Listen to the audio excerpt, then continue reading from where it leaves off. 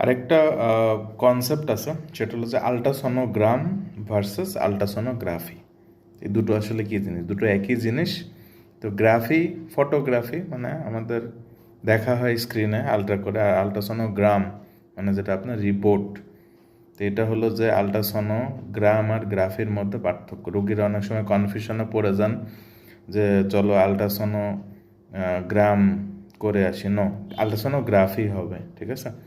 আর গ্রাম হলো যে রিপোর্টটা আমাদের আল্ট্রাসোনোর সাথে দেওয়া হয়।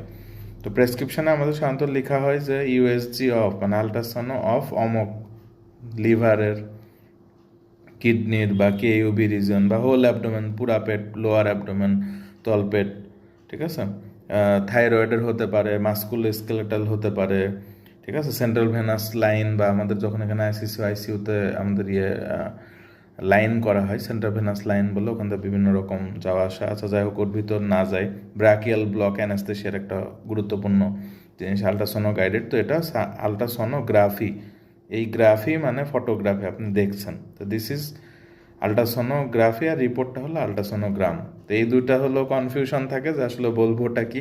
কনফিউশন আজকে একটু দূর করার চেষ্টা করলাম। একই জিনিস, গ্রাফি দেখা আর গ্রাম হলো রিপোর্ট। তাই এটা নিয়ে কনফিউশন হওয়ার কিছু নেই। স্বাভাবিক থাকুন, সুস্থ থাকুন।